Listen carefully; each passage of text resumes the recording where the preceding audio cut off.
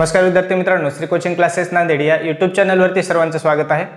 विद्यार्थी मित्रांनो, आजच्या तासाला आपण इयत्ता 5वी स्कॉलरशिप मधील बुद्धिमत्ता विषयातील जो घटक क्रमांक 1 आहे, या घटक क्रमांक 1 मधील सराव संच 1.2 चा आपण अभ्यास करणार आहोत। या सराव संच 1.2 मध्ये आपल्याला संख्या मालिका या घटकाविषयी अभ्यास दिलेला आहे। या अगोदरच्या तासाला आपण याच पाठाशी संबंधित स्वाध्याय 1.1 चा सविस्तरपणे अभ्यास केलेला आहे। तो व्हिडिओ जर पाहिला नसेल तर खाली डिस्क्रिप्शन बॉक्समध्ये त्या व्हिडिओची लिंक दिलेली आहे, त्या ठिकाणी आपण तो व्हिडिओ पाहू शकता। बरेचसे विद्यार्थी एक्झामची तारीख लांबली असेल किंवा एक्झाम आता खूप पोस्टपोन झालेली आहे, खूप लांब गेलेली आहे, त्यामुळे बरेचसे विद्यार्थी अभ्यास कमी करत आहेत। तर विद्यार्थी मित्रांनो, हीच ती वेळ असते ज्यामध्ये आपण स्वतःला अभ्यासापासून दूर न नेता अभ्यासाच्या जवळ ठेवायचं आहे, आणि त्यासाठी मी निश्चितपणे आपल्यासाठी मदत करणार आहे। फक्त आपण त्या ठिकाणी कंटिन्यू अभ्यास करणं गरजेचं आहे। आपली एक्झामची तारीख जरी नवोदयची 10 एप्रिल पासून 16 मे पर्यंत गेली असेल तरी विद्यार्थी मित्रांनो, आपल्याला निश्चित अजूनही सांगता येत नाहीये आपण 10 एप्रिल हीच तारीख गृहीत धरून आपण अभ्यास करायचा आहे। कारण कोणत्या तारखेला एक्झाम होईल आणि कधी कोणते नियम बदलतील हे आपल्याला क्लिअरपणे माहिती नसतं, आणि त्यासाठी आपण 10 एप्रिल आणि 25 एप्रिल जी स्कॉलरशिपची परीक्षा आहे त्या 2 तारखा आपण गृहीत धरून आपण त्याच पद्धतीने अभ्यास करणं गरजेचं आहे। भलेही आपली एक्झाम 16 मेला हो, परंतु त्यासाठी आपला संपूर्ण अभ्यास होणं गरजेचं आहे। आणि जी तारीख आता आपल्याला वाढून भेटलेली आहे नवोदयसाठी, तर त्या तारखेचा आपण सदुपयोग घेतला पाहिजे। आपण इतरत्र वेळ न घालता अभ्यासाकडे लक्ष द्या, कारण आपल्याला अभ्यासाची लिंक जर आपण एकदा खंडित केलात तर आपल्याला बरंचसं काही नुकसान त्या परीक्षेमध्ये झेलावं लागणार आहे। मी प्रत्यक्ष तर आपल्यापर्यंत येऊन सांगू शकत नाही, परंतु आपल्या चॅनलच्या माध्यमातून फक्त एवढंच सांगेल की अभ्यासापासून दूर न जाता अभ्यास रेग्युलर करा, त्याचा निश्चितपणे आपल्याला फायदा होणार आहे। चला तर अधिक वेळ न लावता आपण अभ्यासाला, आपल्या मेन अभ्यासाला सुरुवात करू। आपण आज स्वाध्याय 1.2 मध्ये संख्या मालिका या घटकाविषयी सविस्तर अभ्यास करणार आहोत, ज्यामध्ये आपल्याला पहिला प्रश्न काय दिलेला आहे पहा। विद्यार्थी मित्रांनो, या ठिकाणी प्रश्न क्रमांक 1 मध्ये काय सांगितलेलं आहे पहा। आपल्याला प्रश्न क्रमांक 1 मध्ये एक अंकमालिका दिलेली आहे, आणि त्या अंकमालिकेवर आधारित आपल्याला खाली एक प्रश्न दिलेला आहे की वरील अंकमालेत 3 च्या नंतर लगेच 8 आणि 3 च्या मागे लगत 5 आहेत असे किती वेळेस आलेले आहे। ठीक आहे विद्यार्थी मित्रांनो, या ठिकाणी आपण एक गोष्ट अतिशय काळजीपूर्वक लक्षात ठेवायची आहे की जेव्हा आपल्याला अंकमालिका किंवा अक्षरमालिका दिली जाईल आणि त्यावर आधारित एक प्रश्न विचारला जाईल अशा प्रकारे, तेव्हा आपण काय करायचंय, त्या प्रश्नानुसार या ठिकाणी ती जी अंकमालिका आहे ती तयार करायची आहे। ओके, आणि जी अंकमालिका या सूचनेनुसार आपण तयार केलेली आहे तीच अंकमालिका आपण त्या वर दिलेल्या प्रश्नामध्ये शोधायची आहे, म्हणजे आपल्याला उत्तर अगदी कमी वेळामध्ये काढता येईल। ठीक आहे, प्रश्नात काय सांगितले पहा की वरील अंकमालेत 3 च्या नंतर लगेच 8। ओके, म्हणजे अशा प्रकारे तयार होईल। 3 च्या नंतर लगेच किती आले पाहिजे, 8 आले पाहिजे, आणि 3 च्या मागे लगत 5 आहेत, म्हणजे या 3 च्या मागे किती असले पाहिजे, 5 असले पाहिजे। अशी जी रचना आहे ती किती वेळा आलेली आहे, अशा प्रकारचा आपल्याला प्रश्न केलेला आहे। तर प्रश्न अगदी सोपा झालेला आहे आता। ठीक आहे, आपल्याला ही रचना या अंकमालेमध्ये शोधायची आहे। 5 3 8। ठीक आहे, बघा 5 3 8 या ठिकाणी एक आहे, त्यानंतर 5 3 8। ठीक आहे, 2 वेळा, आणि त्यानंतर पुन्हा इथे एक आहे, म्हणजेच ही जी रचना आहे ती किती वेळेस आलेली आहे विद्यार्थी मित्रांनो या अंकमालेमध्ये, 3 वेळा, आणि हेच आपलं फायनल आन्सर असणार आहे। ठीक आहे, अशा पद्धतीने आपण अगदी सहजपणे अशा प्रकारचे प्रश्न सोडवू शकणार आहात। त्यानंतर या ठिकाणी विद्यार्थी मित्रांनो प्रश्न क्रमांक 2 जो आहे तो आपल्यासाठी थोडासा नवीन आहे, कारण आपल्याला या ठिकाणी ज्या संख्या दिलेल्या आहेत त्या संख्यांवर आधारित एक प्रश्न विचारलेला आहे की वर दिलेल्या संख्यामालेत किती चौरस संख्या आहेत। विद्यार्थी मित्रांनो, आपण नवोदयचा अभ्यास घेत असताना संख्यांच्या प्रकारामध्ये भरपूर संख्यांचे प्रकार पाहिले, जसं नैसर्गिक संख्या, समसंख्या, विषम संख्या, मूळ संख्या, बरोबर आहे। त्यानंतर आणखी कोणत्या पहा, सहमूळ संख्या, जोडमूळ संख्या, परंतु त्या ठिकाणी चौरस संख्या हा प्रकार आपल्याला अभ्यासायला नाहीये। ठीक आहे, आपल्याला स्कॉलरशिपमध्ये हा एक नवीन शब्द शिकायला भेटलेला आहे, चौरस संख्या। आणि हा चौरस संख्या म्हणजे कोणता प्रकार आहे, तर अगदी सोपा आहे, फक्त आपण तो ऐकलेला नाही, तो अभ्यासलेला नाही, त्यामुळे आपल्याला तो अवघड वाटतोय। चौरस संख्या म्हणजे ज्याला आपण वर्ग संख्या म्हणतो, अगदी बरोबर आहे, ज्याला आपण वर्ग संख्या म्हणतो त्याच संख्यांना विद्यार्थी मित्रांनो चौरस संख्या म्हणायचं आहे। ठीक आहे, मग वर्ग संख्या कोणत्या, तर या ठिकाणी 2 चा वर्ग 4, 3 चा वर्ग 9, हे आपल्याला सर्वांना माहीतच आहे। ठीक आहे, मग त्याप्रमाणे या संख्यांमध्ये ज्या संख्या वर्ग संख्या आहेत त्याच संख्यांना आपण चौरस संख्या म्हणायचं आहे, आणि त्या किती आहेत ते आपल्याला या ठिकाणी शोधायचं आहे। बघा 64 आहे, 8 चा वर्ग आहे, बरोबर आहे, 8 चा वर्ग 64 आहे। 15 ही संख्या वर्ग संख्या नाही, 75 देखील नाही, 36 आहे, 6 चा वर्ग, बरोबर आहे, 19 देखील नाही, त्यानंतर 25 आहे 5चा वर्ग, बरोबर, 86 ही वर्ग संख्या नाही, 81 आहे 9चा वर्ग आणि 100 आहे 10चा वर्ग. ठीक आहे, म्हणजे अशा प्रकारे आपल्याला चौरस संख्या म्हणजेच वर्ग संख्या किती सापडलेल्या आहेत, 1 2 3 4 आणि 5. ठीक आहे, आपलं फायनल आन्सर काय असणार आहे, 5 संख्या. ओके, त्यानंतर विद्यार्थी मित्रांनो प्रश्न क्रमांक 3 काय दिलेला आहे पहा, की पुढीलपैकी कोणत्या संख्येला 5 आणि 8 या दोन्ही संख्यांनी भाग जातो. आपण पर्याय लिहिण्याचं कारण असं आहे, कारण आपल्याला या ठिकाणी सांगितलेलं आहे पुढीलपैकी कोणत्या संख्येला. मग या ठिकाणी आपण पर्याय न लिहिता जर संख्या शोधत बसलो तर अशा भरपूर संख्या भेटतील, बरोबर आहे. मग या ठिकाणी काहीशे विद्यार्थी काय करतात की 5 ने भाग देणार, पुन्हा 8 ने भाग देणार. विद्यार्थी मित्रांनो अजिबात वेळ घालवायचा नाही. अशा प्रश्नामध्ये सरळ ज्या संख्या दिल्यात त्यांचा गुणाकार करा, 85 40, बरोबर आहे. त्यानंतर काय करायचंय, आता या 40 ने ज्या संख्येला भाग जातो तेच आपलं फायनल आन्सर असणार आहे. ठीक आहे, आणि शेवटी पहा एकक स्थानी 0 आहे, म्हणजे प्रत्येक संख्येच्या एकक स्थानी 0 आहे, तो 1 1 0 आपण कट करू. ठीक आहे, 1 1 0 कट करू, म्हणजे राहिले फक्त 13 26 48 आणि 38. मग या संख्यांपैकी 4 ने भाग जाणारी संख्या कोणती आहे, 4 त्रिक 12 जात नाही, 4 4 सक 24 ही पण जात नाही, 4 1 4 4 2 8. करेक्ट, आपल्याला फायनल आन्सर काय मिळालेला आहे, 480. आणि बघा 4 नंबरचा पर्याय देखील आपण एकदा कन्फर्म करून घेऊ. ठीक आहे, 4 9 36, बघा 2 शिल्लक राहतात, म्हणजे इथे देखील भाग जात नाही. म्हणजे अशा प्रकारे आपलं फायनल आन्सर काय असणार आहे, 480. ओके, विद्यार्थी मित्रांनो या ठिकाणी आपल्याला प्रश्न क्रमांक 4 काय दिलेला आहे पहा. या प्रश्नामध्ये काही संख्या दिलेल्या आहेत आणि त्या संख्यांवर आधारित आपल्याला एक प्रश्न दिलेला आहे. वर दिलेल्या संख्यामालेत जुळ्या मूळ संख्यांच्या जोड्या किती आहेत. विद्यार्थी मित्रांनो या प्रश्नावर आधारित माझा तुमच्यासाठी प्रश्न आहे की जुळ्या मूळ संख्या या शब्दाला आपण आणखी कोणत्या नावाने ओळखतो. ठीक आहे, आपण या प्रश्नाचं उत्तर कमेंटमध्ये अवश्य पाठवा. आता हे उत्तर कसं पाठवायचं, कारण मला जुळ्या मूळ संख्या म्हणजे काय हे तर आपल्याला सांगावंच लागणार आहे.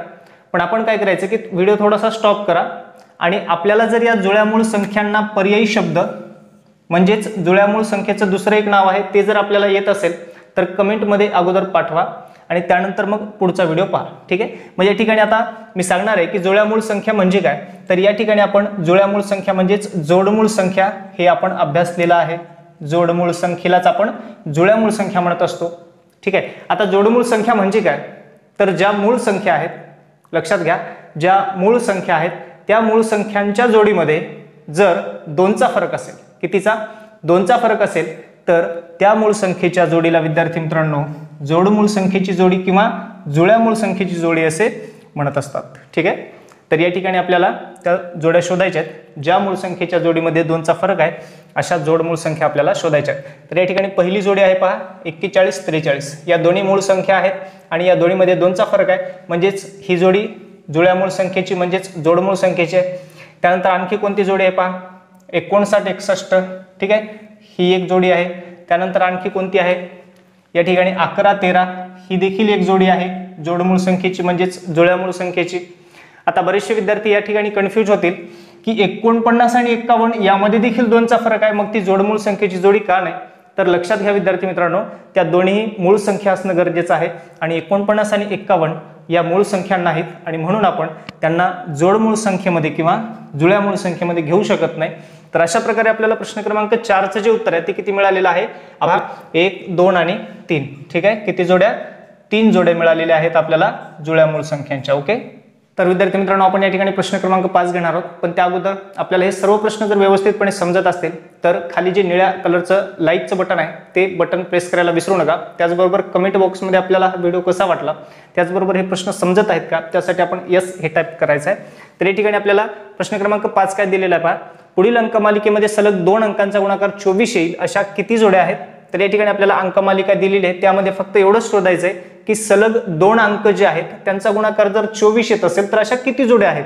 तर या ठिकाणी पहा 3 संग 18 6 चौक 24. ठीक आहे, एक जोडी सापडलेली आहे. त्यानंतर 4 8 32 8 त्रिक 24. ठीक आहे, 3 9 27 9 8 72 8 2 16 2 चौक 8 4 सक 24 6 1 6 3 1 3 3 8 24. ठीक आहे, 8 चौक 32 4 7 28 आणि 7 5 35. म्हणजे विद्यार्थी मित्रांनो या ठिकाणी लक्षात घ्या की सलग 2 अंकांचा गुणाकार 24 येईल अशा किती जोड्या सापडल्यात आपल्याला, 1 2 3 आणि 4 जोड्या. ठीक आहे, किती जोड्या सापडलेल्या आहेत, 4 जोड्या आपल्याला या ठिकाणी सापडलेल्या आहेत। तर या ठिकाणी प्रश्न क्रमांक 6 काय दिलेला आहे पहा। या प्रश्नामध्ये आपल्याला घड्याळीच्या काही वेळा दिलेल्या आहेत आणि त्यावर आधारित एक प्रश्न विचारलेला आहे की वर दिलेल्या मालिकेत घड्याळीतील वेळा दर्शवलेल्या आहेत, किती वेळा मध्यान्हपूर्व वेळेनंतर लगेच मध्यान्होत्तर वेळ मांडल्याचे आढळून येते।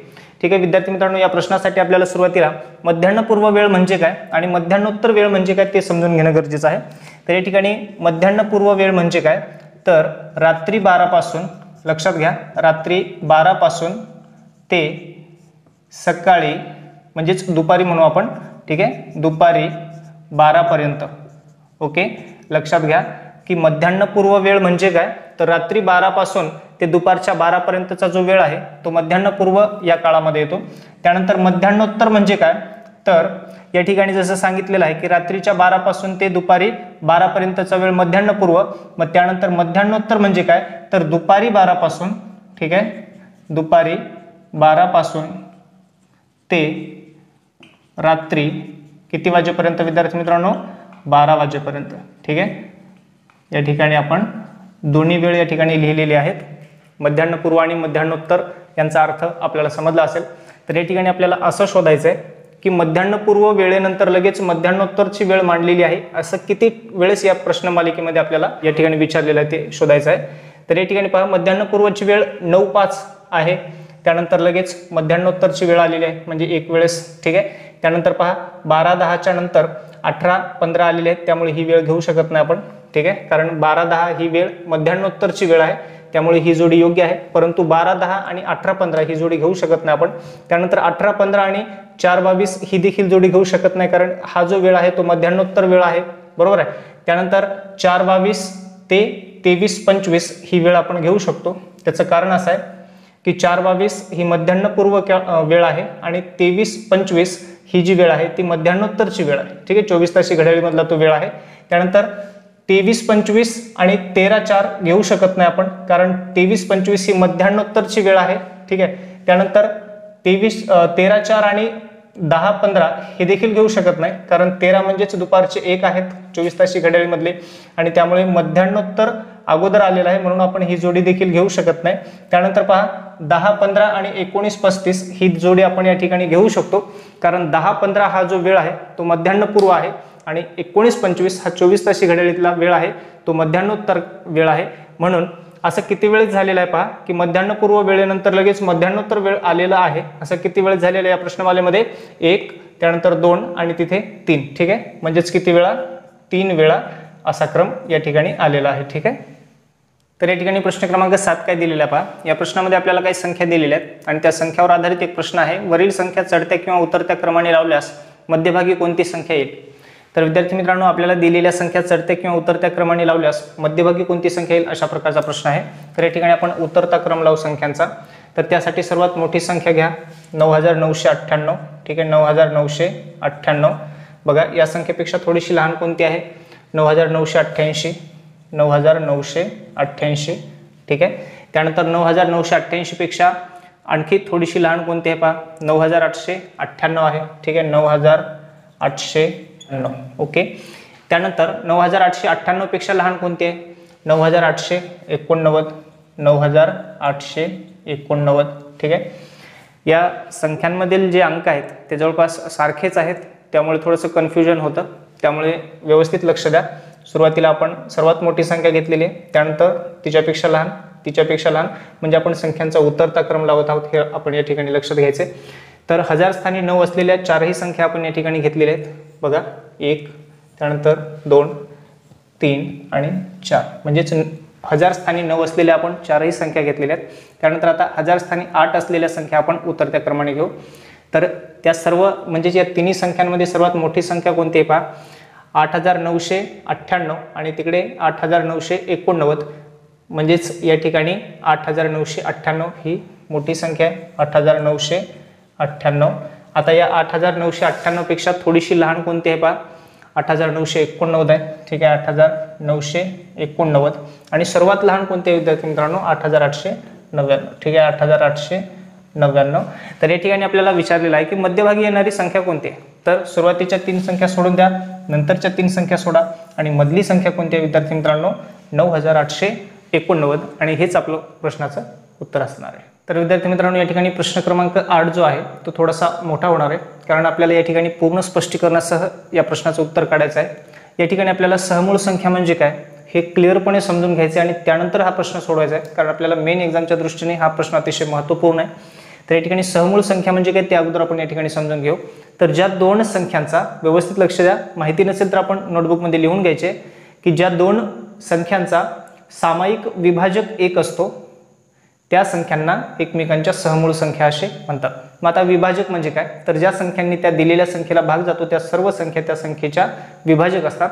तर या ठिकाणी आपण सुरुवातीला काय करणार आहोत, तर 35 आणि 48 ही एक जोडी आपण जर या ठिकाणी घेतली तर या दोन संख्यांचे विभाजक पाहू. ठीक आहे, 35चे आपण विभाजक किती येतात ते बघू आपण. सुरुवातीला प्रत्येक संख्येला 1 ने भाग जात असतो हे आपण या ठिकाणी लक्षात घ्यायचे. त्यानंतर या 35ला अजून कितीने भाग जातो पहा, 5 ने भाग जाईल. ठीक आहे, 7 ने देखील भाग जाईल, त्यानंतर 35 ने भाग जाईल. ठीक आहे, त्याप्रमाणे 48ला कोणत्या कोणत्या संख्यांनी भाग जातो पहा, 1 ने जातो, 2 ने जातो, 8 4 12 म्हणजे 3 ने जातो. ठीक आहे, 4 ने जातो. ओके, त्यानंतर पहा 12 ने जातो. ओके, आणि त्यानंतर 24 ने जातो आणि 48 ने देखील जातो. तर आपण 35 आणि 48 या दोन संख्यांचे जर विभाजक पाहिले तर विद्यार्थी मित्रांनो, एक गोष्ट लक्षात ठेवा की फक्त या ठिकाणी एकच सामायिक जोडी आपल्याला सापडेल, बाकी कोणताही अवयव किंवा विभाजक आपल्याला या ठिकाणी सारखा सापडणार नाही. म्हणजेच मग सहमूळ संख्या कशाला म्हणायचं, तर ज्या संख्येच्या जोडीमध्ये बघा 35 आणि 48 ही एक आपण संख्यांची जोडी घेतली, ज्या संख्येच्या जोडीमध्ये हा एकच सामायिक विभाजक असतो त्या संख्येच्या जोडीला सहमूळ संख्येची जोडी म्हणायचं आहे. ठीक आहे, म्हणजे याप्रमाणे आपल्याला पहिली सहमूळ संख्येची जोडी कोणती मिळणार आहे, 35 आणि 48. ओके, तर या ठिकाणी 48 आणि 24 ही सहमूळ संख्येची जोडी होऊ शकत नाही, कारण या दोन्ही समसंख्या आहेत. म्हणजे या दोन्ही संख्यांना 1 ने भाग जाईल, 2 ने भाग जाईल, आणि आपला नियमच असा आहे सहमूळ संख्येचा, म्हणजे 1 हा जो आहे तो एकच सामायिक विभाजक असला पाहिजे सहमूळ संख्येमध्ये.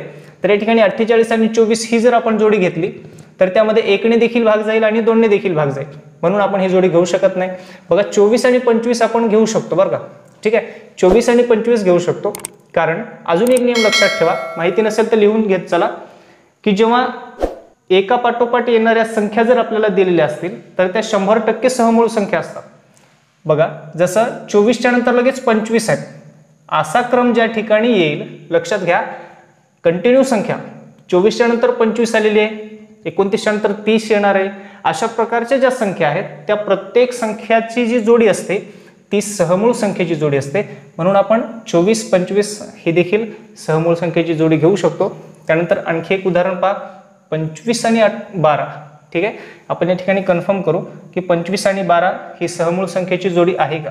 तर 25चे आपण विभाजक या ठिकाणी लिहू 1, त्यानंतर बघा 5 ने भाग जाईल, त्यानंतर ठीक आहे 25 ने भाग जाईल, दुसऱ्या कोणत्याही संख्येने 25ला भाग जाणार नाही.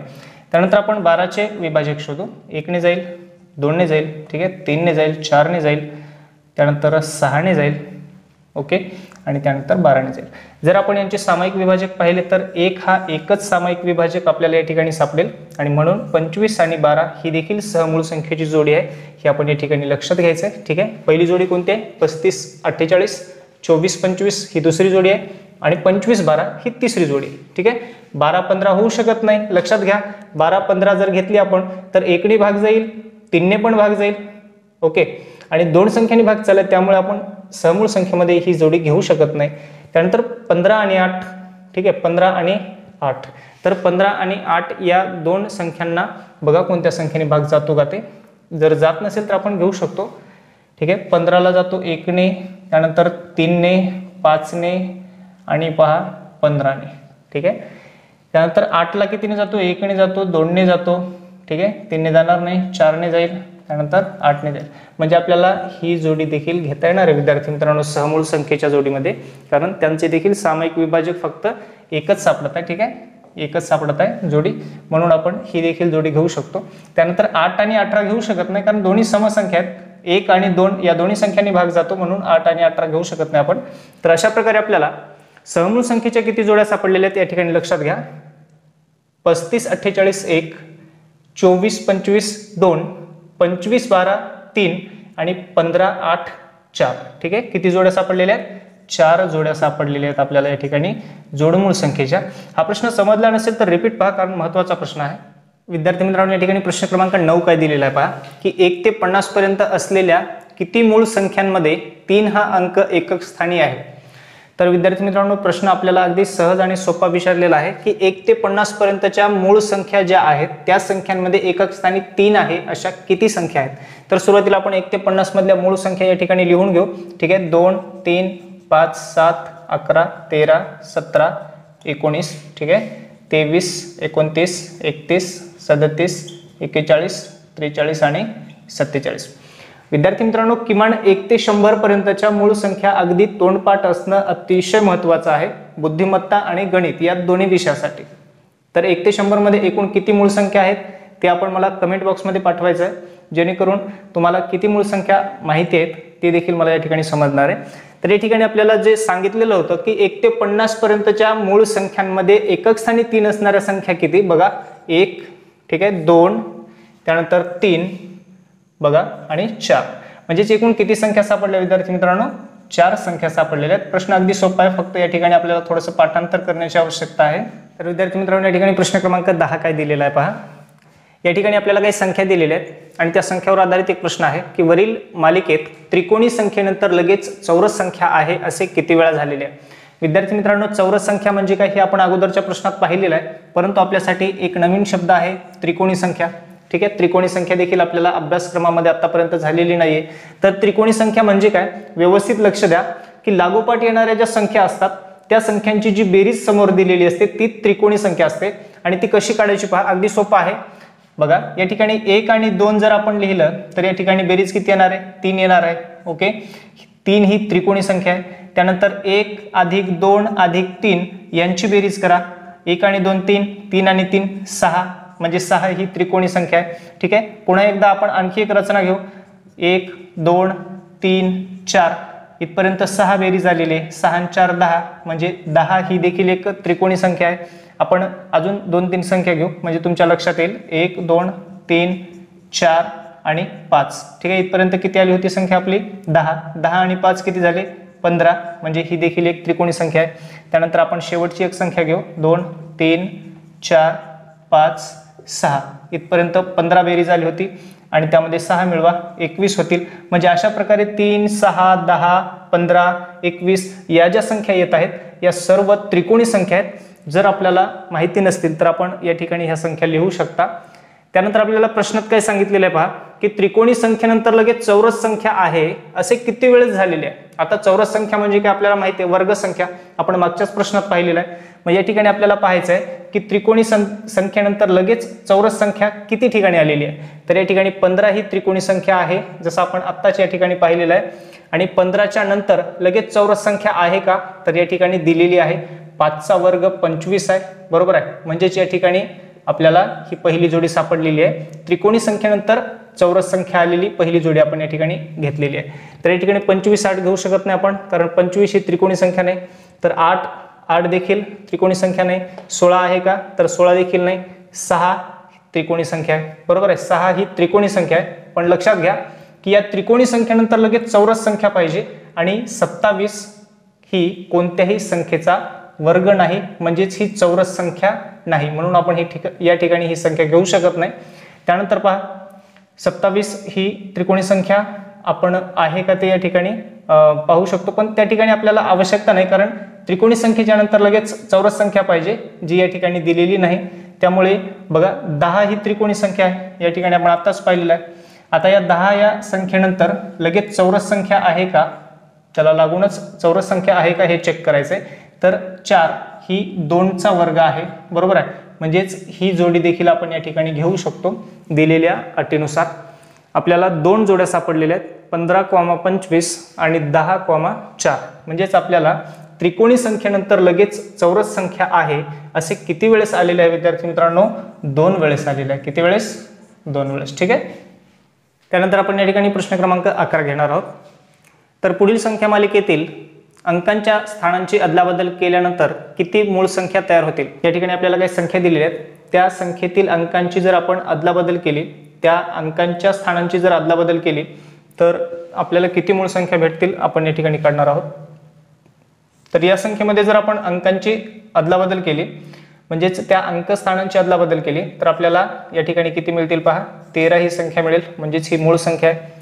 त्यानंतर इथे 95 मिळतील, मूळ संख्या नाही ती. ठीक आहे, इथे 53 मिळतील, ही मूळ संख्या आहे. या ठिकाणी 91 मिळतील, ही मूळ संख्या नाही. या ठिकाणी 71 मिळतील पहा. ठीक आहे, ही मूळ संख्या आहे. त्यानंतर इथे 43 मिळतील, ही देखील मूळ संख्या आहे. या ठिकाणी 61 ही देखील मूळ संख्या आहे. आणि या ठिकाणी 98 मिळतील, ही मूळ संख्या होणार नाही. तर या ठिकाणी 47 मिळतील, तर ही देखील एक मूळ संख्या आहे. म्हणजे अशा प्रकारे आपल्याला त्या अंकस्थानांची जर आपण अदलाबदल केली तर किती मूळ संख्या मिळालेल्या आहेत पहा, 13, 53, 71, 43, 61 आणि 47. म्हणजे एकूण किती संख्या भेटलेल्या आहेत विद्यार्थी मित्रांनो, 6 संख्या आपल्याला या ठिकाणी मिळालेल्या आहेत. ठीक आहे, त्यानंतर या ठिकाणी प्रश्न क्रमांक 12 काय दिलेला आहे पहा, की आपल्याला एक अंकमालिका दिलेली आहे. वरील अंकमालिकेत किती अंकांच्या लगत मागे व पुढे असलेले 2 अंक समान आहेत. बघा, आपल्याला अगोदर एक प्रश्न झाला होता अशा प्रकारे, आपल्याला त्या ठिकाणी सांगण्यात आलं होतं की अशा प्रकारचा प्रश्न विचारल्यानंतर सुरुवातीला ती अंकमाला आपण स्वतः या ठिकाणी तयार करायचे आणि त्यानंतर आपण त्या अंकमालेमध्ये ते शोधायचं आहे. म्हणजे आपल्याला जे उत्तर आहे ते शोधण्यासाठी अतिशय सोपं होणार आहे. तर या ठिकाणी प्रश्नात सांगितलेलं आहे की लगत मागे व पुढे असलेले 2 अंक समान पाहिजे. मग ते कोणतेही असो, या ठिकाणी मध्यभागी जी संख्या येणार आहे, ठीक आहे, मध्यभागी जी कोणती संख्या येणार आहे तिच्या डावीकडे आणि उजवीकडे सारखे अंक असलेल्या जोड्या आपल्याला या ठिकाणी शोधायच्या आहेत, हे लक्षात घ्या. ठीक आहे, त्याप्रमाणे आपण संख्या पाहू. ओके, तर या ठिकाणी पहा 5 आणि 5. ओके, सारखेच अंक आहेत. या 7च्या डावीकडे आणि उजवीकडे सारखाच अंक आहे, म्हणजे एक जोडी सापडलेली आहे आपल्याला. ठीक आहे, त्यानंतर आणखी पहा या ठिकाणी 9 आणि 4, 6 आणि 4, 4 आणि 4. ठीक आहे, बघा ही एक जोडी आपल्याला सापडलेली आहे. या 4च्या डावीकडे 4च आहेत आणि उजवीकडे देखील 4च आहेत. बघा अजून एक जोडी या ठिकाणी आहे बघा.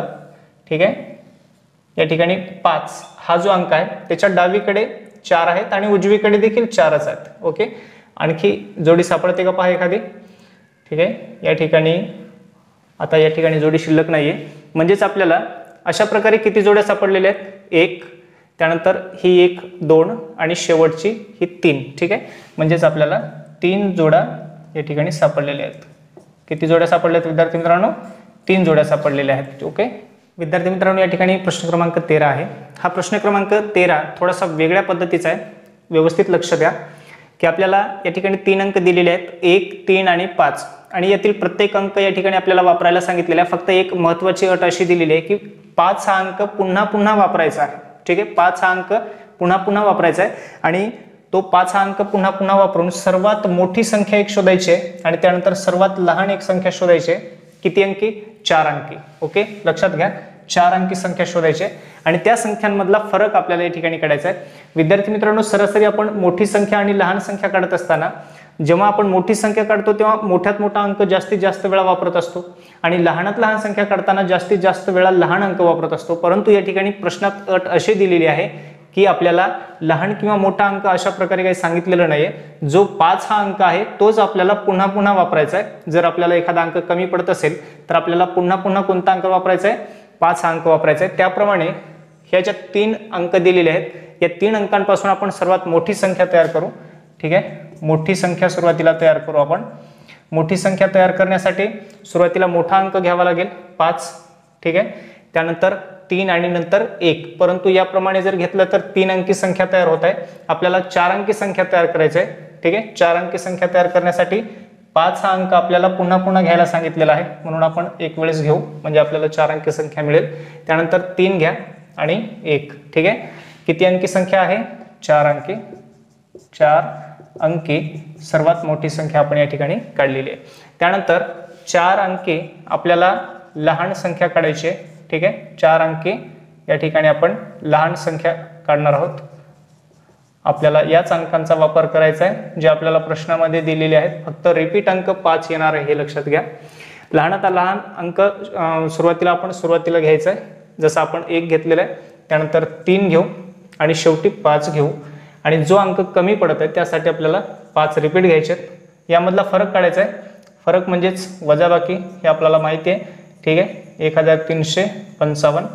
हातच्याची वजाबाकी लक्षात घ्या, या ठिकाणी 2 राहतील, 11तून 5 गेले 6 राहिले, 2तून 5 जात नाहीत, हातचा घ्या, 12तून 6 गेले, या ठिकाणी 7 राहिले, या ठिकाणी 4 राहतील, 4तून 3 गेला, 1 राहिला आणि 5तून 1 गेला 4. म्हणजेच फरक काय असणार आहे विद्यार्थी मित्रांनो, 4176 हा फरक असणार आहे. तर या ठिकाणी प्रश्न क्रमांक 14 काय दिलेला आहे पहा. आपल्याला एक अंकमालिका दिलेली आहे आणि अंकमालिकेवर आधारित एक प्रश्न आहे की वरील अंकमालेमध्ये 4च्या लगत 1 हा अंक आहे पण 4च्या लगत 2 हा अंक नाही असे किती वेळेस झालेले आहे. ठीक आहे, आपल्याला काय शोधायचं आहे की 4च्या लगत 1 हा अंक असला पाहिजे, मग तो कोणत्याही बाजूला असो. ठीक आहे, परंतु या ठिकाणी 4च्या लगत 2 हा अंक नसावा. एकतर अशा प्रकारची रचना असेल किंवा बघा 4च्या लगत 1 असावा परंतु 2 नसावा. म्हणजे अशा या 2 प्रकारची रचना ज्या ठिकाणी आपल्याला आहे ते ठिकाण आपल्याला त्या ठिकाणी शोधायचं आहे.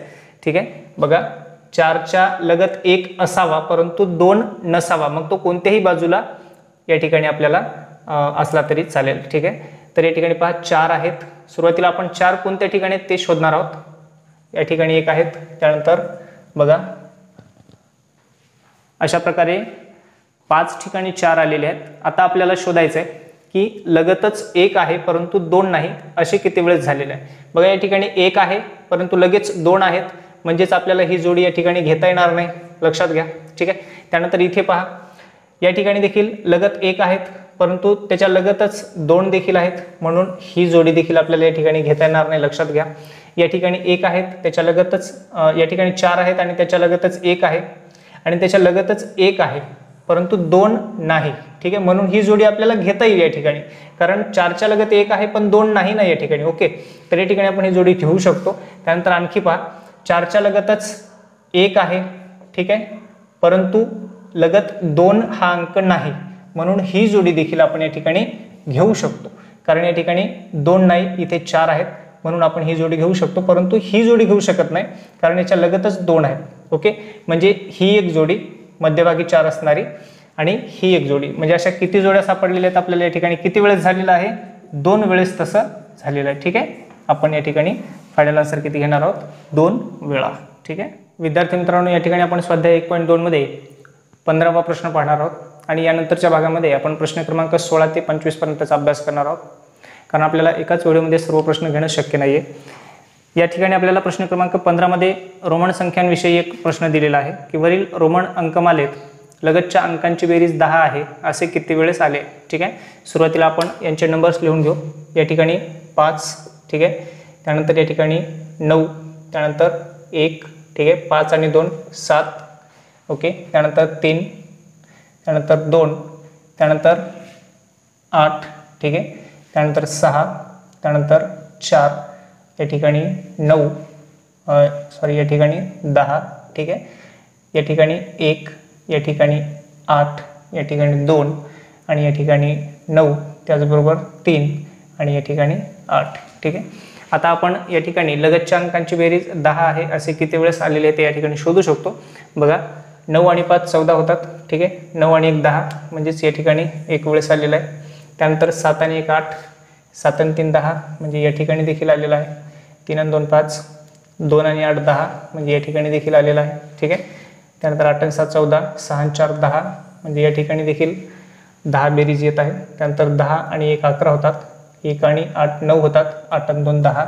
ठीक आहे, म्हणजे या ठिकाणी देखील लगतच्या अंकांची बेरीज 10 आहे. त्यानंतर पहा 2 आणि 9 11 होतात, 9 आणि 3 12. ठीक आहे, 3 आणि 8 किती झाले, 11 होतील, म्हणजेच या ठिकाणी आपल्याला ती जोडी देखील घेता येणार नाही. आपल्याला फक्त या ठिकाणी ज्या अंकांची बेरीज 10 आहे अशीच जोड्या घ्यायच्या आहेत. म्हणजे असे किती वेळेस झालेले पहा, 1 2 3 4 आणि 5 वेळेस. ठीक आहे, 5 वेळा अशा प्रकारे लगतच्या अंकांची बेरीज किती आलेली आहे विद्यार्थी मित्रांनो, 10 आलेली आहे. तर आपल्याला स्क्रीनवरती जो प्रश्न दिला जात आहे त्या प्रश्नाचं उत्तर आपण कमेंट बॉक्समध्ये अवश्य पाठवायचं आहे.